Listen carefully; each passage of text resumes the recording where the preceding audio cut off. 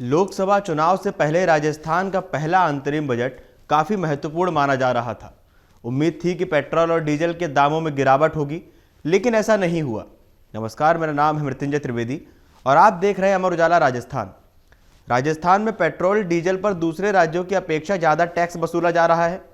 प्रधानमंत्री नरेंद्र मोदी ने विधानसभा चुनाव में प्रचार के समय कहा था कि भाजपा शासित राज्यों के मुकाबले राजस्थान सरकार 13 रुपए प्रति लीटर पेट्रोल पर वैट टैक्स ज्यादा वसूल रही है। जब उनकी सरकार सत्ता में आएगी तो लोगों को पेट्रोल डीजल के दामों से राहत मिलेगी।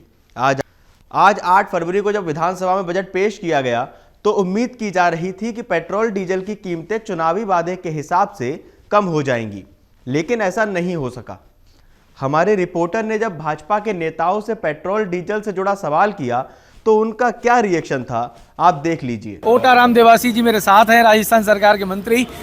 विपक्ष निरंतर हमलावर है। विपक्ष कह रहा है बजट में कुछ भी नया नहीं है, हमारी पुरानी योजनाओं पे नया रैपर लगा के दे। विपक्ष का काम विपक्ष करता है, जो सरकार है और सरकार का काम सरकार करती है। और जो बजट आया है वो अनुकरणीय है और आने वाले आम जनता के लिए बहुत ही सुंदर बजट है। और जिस तरह से राजस्थान के अंदर जो डेवलपमेंट और विकास की सरकार बनी है उसको लेकर के बजट है। Thank you. विधानसभा में मोदी साहब की गारंटियों की बात चलती थी, इस बजट के अंदर एक भी गारंटी पूरी होती नजर नहीं आई। ये विपक्ष का कहना है। मैं समझता हूँ कि उनकी जो गारंटी है वो सब पूरी दुनिया जानती है। जो भी बोलते हैं हमेशा गारंटी के साथ ही बोलते हैं। तो गारंटियां पूरी होती कब नजर आएंगी? जैसे पेट्रोल और डीजल के ऊपर वैट कम होने की बात थी। मैं इसकी बात नहीं कर सकता। Thank you. तो वो गारंटियां पूरी होंगी नहीं होंगी, बता दीजिए बस। पूरे हिंदुस्तान में पूरी हो रही, कौन सी गारंटी पूरी नहीं हुई उनकी? बस फिर ठीक। राम मंदिर का किया वो पूरी हुई और आगे भी पूरी होती रहेगी। बस आप पेट्रोल डीजल पे बात नहीं करोगे, बाकी सब ठीक। अभी आपने जिनको देखा वे राजस्थान सरकार के मंत्री ओटाराम देवासी हैं।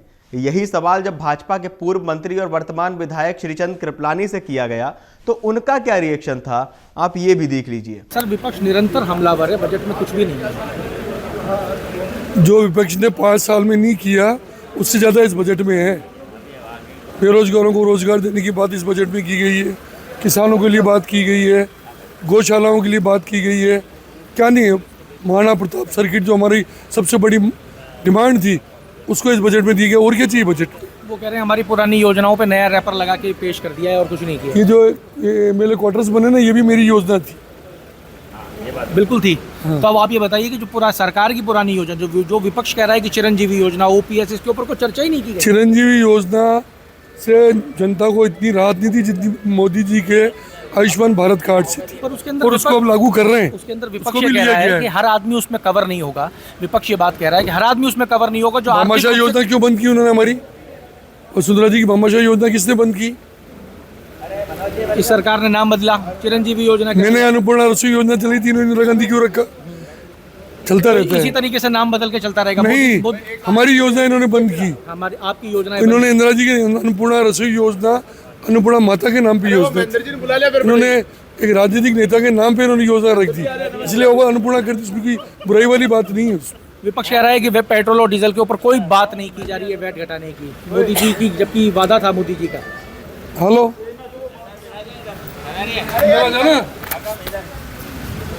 हाँ। जब हमारे रिपोर्टर ने पेट्रोल डीजल से जुड़ा सवाल किया तो नेता बचते नजर आए। इसके बाद जब नेता प्रतिपक्ष टीकाराम जूली से बात की गई तो उन्होंने क्या कहा, आप एक बार ये भी सुन लीजिए। मेरे साथ है नेता प्रतिपक्ष टीकाराम जूली। आइए जानने का प्रयास करते हैं। सर, आज जो लेखानुमोदन प्रस्तुत किया गया है, सबसे पहली चीज़ तो ये, आपको उसमें क्या तो उम्मीद थी और क्या सामने आया? देखिए, उम्मीद थी कि डीजल पेट्रोल पे लोग वैट कम करेंगे क्योंकि इनकी घोषणा थी, इनका वादा था जनता से। दूसरा, प्रदेश के लिए कोई विजन लेके आएंगे क्योंकि ये पहला बजट, पहला लेखानुदान है जो एक पिक्चर क्लियर करता है कि प्रदेश को हम लोग किस प्रकार से चाहते हैं। बजट के अंदर कहीं गरीब का जिक्र नहीं है, मजदूर का नहीं है, किसान का नहीं है, आदिवासी का नहीं है, SC ST माइनॉरिटी का नहीं है, मध्यम वर्ग का नहीं है, व्यापारी का भी नहीं है। कोई विजन नहीं है कि हम किस प्रकार से आगे तय करेंगे। जो योजनाएं गहलोत सरकार की थी, कांग्रेस सरकार की थी, उन्हीं योजनाओं पे वाहवाही लेने का प्रयास कर रहे हैं। कह रहे हैं हम हाईटेक सिटी बनाएंगे, तो पहले वो स्मार्ट सिटी बता दें। जो सांसदों ने गांव गोद लिए थे वो बता दें। कह रहे हैं हम रोजगार के मेले संभाग और राज्य स्तर पे लगाएंगे, हम तो जिला स्तर पे लगा रहे थे। ये और नीचे ब्लॉक स्तर पे जाते तो हम मानते हैं कि हमसे ज़्यादा काम कर रहे हैं। ये कह रहे हैं कि हम पेंशन 150 रुपये बढ़ाएंगे। ऑलरेडी राजस्थान के अंदर मिनिमम गारंटी एक्ट बन चुका है इनकम का, जिसके तहत हर साल अगले साल भी 150 बढ़ेगी। ये रोक के दिखा दें, वो तो बढ़नी है। तो ये नया क्या कर रहे हैं, ऐसा कुछ नहीं है। तो वित्त मंत्री तो ये कह रही थी कि प्रदेश को पिछली सरकार ने घाटे के अंदर ला के खड़ा कर दिया, प्रदेश को डुबो दिया, कर्जे में डुबो दिया। इस पे आप क्या कहेंगे? इनकी पिछली सरकार का घाटा था 2.5 गुना, हमारा घाटा रहा है 1.5 गुना।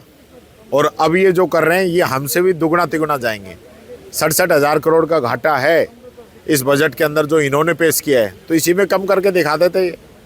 हमने कोई इस प्रकार का कोई भी गलत लोन नहीं लिया जो गाइडलाइन के बाहर हो। ऐसा वित्तीय प्रबंधन हमारे समय में रहा जो कभी रह नहीं सकता था।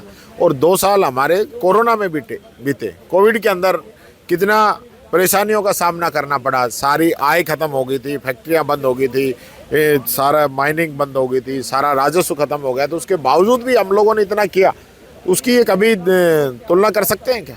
आपकी सरकार के टाइम पे एक योजना ऐसी थी जो लोगों के लिए, लोगों के दिल से जुड़ गई थी, चिरंजीवी योजना। सरकार ने उसका नाम बदल दिया है। अब नाम बदलने के बाद में आपको क्या लग रहा है कि सरकार योजना का नाम नहीं बदला है, योजना ही बंद कर दी है। इन्होंने आयुष्मान अलग शुरू की है, हमारी चिरंजीवी अलग थी। चिरंजीवी योजना के अंदर पूरा राजस्थान कवर होता था, 25 लाख का इलाज प्लस ऑर्गन ट्रांसप्लांट होता है, तो वो अलग से। इनकी योजना है आयुष्मान भारत। सिर्फ आर्थिक आधार से कमज़ोर जो लोग हैं वो इसके अंदर हैं। 55 लाख फैमिलीज हैं, सिर्फ वही इसके अंदर कवर होंगे, और वो भी 5 लाख तक का। तो बाकी लोगों का क्या होगा सर? बाकी तो भगवान भरोसे रहेंगे। तो भगवान भरोसे तो रहेंगे। यहाँ पे नेता प्रतिपक्ष आप हो, आपकी जिम्मेवारी तो लगातार जिम्मेदारी हम इन चीज़ों को उठा रहे हैं। मैंने तो कह दिया, हाथ जोड़ के कह दिया कि आप नाम बदल दो, योजना चिरंजीवी को रखो। चिरंजीवी का नाम अटल रख दो, आयुष्मान रख दो, जो मर्जी जो रख दो, पर योजना को जारी रखो। विधानसभा चुनाव के अंदर बहुत जबरदस्त तरीके से चीज चली थी, मोदी की गारंटी। आपको आज के इस अनुमोदन में कितनी गारंटियां पूरी होती हुई? गारंटी हो गई ना। मोदी ने कहा था किसान की आमदनी दुगनी हो जाएगी, तो आज आमदनी दुगनी हो ही गई है। मोदी जी ने गारंटी दी थी 2 करोड़ युवाओं को रोजगार हर साल दूंगा, तो रोजगार वो मिल ही गया है। आप तंज मार रहे हो या फिर ये आप ये बता रहे हो अचीवमेंट गिना रहे हो? नहीं, अचीवमेंट ही है सरकार के। मोदी जी ने कहा था कि डीजल पेट्रोल रसोई गैस सस्ती कर दूंगा। मोदी जी ने कहा था कि मैं $1 बरोबर कर दूंगा। मोदी जी ने कहा था कि आतंकवाद भ्रष्टाचार खत्म कर दूंगा। तो ये मोदी जी की गारंटियां हैं जो पूरी हो गई होंगी। पर मोदी जी ने कहा था कि महिलाओं को सम्मान मिलेगा, तो एक महिला वित्त मंत्री जो है वो बजट पढ़ रही थी, उस पर भी मुख्यमंत्री को कहना पड़ा कि साहब महिला मुख्यमंत्री बजट पढ़ रही है, विपक्ष क्यों इसके ऊपर आपत्ति कर रहा है? देखिए, जिस महिला के लिए आपको कहना चाहिए ना, वो महिला की स्थिति देखिए आप। ये बात कही महिला के नाम पे किसी को अगर रोका जा रहा हो तब आप ये बात कह सकते हैं। आज वो हमारी वित्त मंत्री हैं, उप मुख्यमंत्री हैं, राज परिवार से आती हैं, बड़े ओहदे पे हैं, वो कहीं किसी भी प्रकार से अबला नहीं है।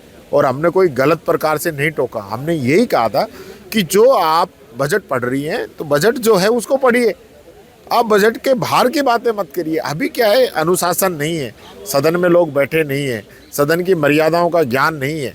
जब ये सारी चीज़ें इनकी जानकारी में आ जाएंगी तो फिर इस प्रकार की बातें करना बंद कर देंगे। सर एक आखिरी सवाल के इस बजट को कितने नंबर दे रहे हो? कहाँ से दूँ नंबर? को लेने का काम तो करे। कॉपी तो कोरी पड़ी है, कोरी कॉपी में सफाई के ही नंबर दे दीजिए।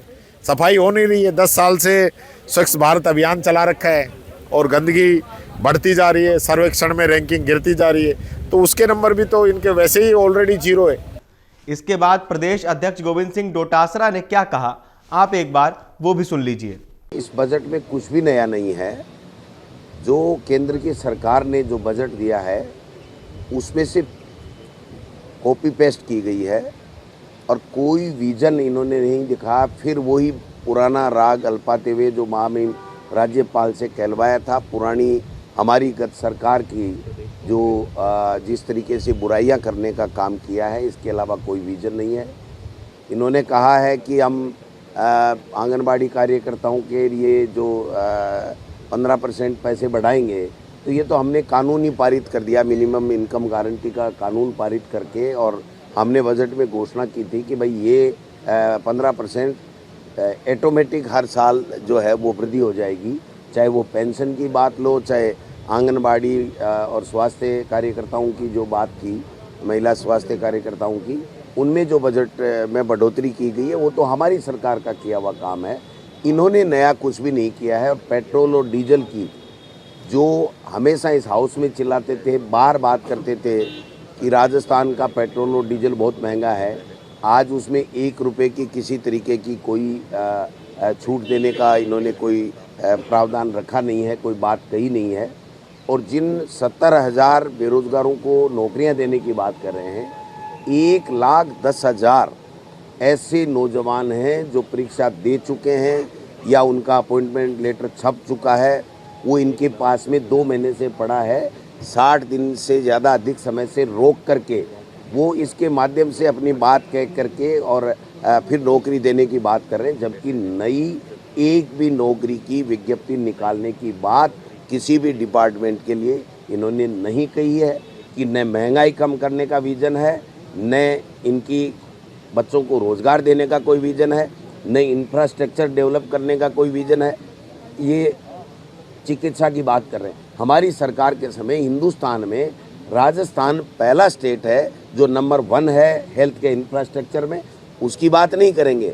और कोई विज़न इन्होंने बता दीजिए कि लोगों की पीड़ित मानवता की सेवा करने के लिए इन्होंने अगर अंतरिम बजट में कोई अपना विज़न दिया हो तो मुझे बता दीजिए। तो ऐसे में इस बजट केवल कागजों में आंकड़ों का मायाजाल है और ये कहीं भी किसी भी प्रदेश की, हमारे प्रदेश की कोई जो डेवलपमेंट में ये किसी तरीके से मदद नहीं करता है। केवल इनको तो वही बातें करनी है कि पूर्ववर्ती सरकार ये कर गई, पूर्ववर्ती सरकार ये कर गई। अरे अब तो सरकार आपको दे दी, आप बताइए आप क्या कर रहे हो।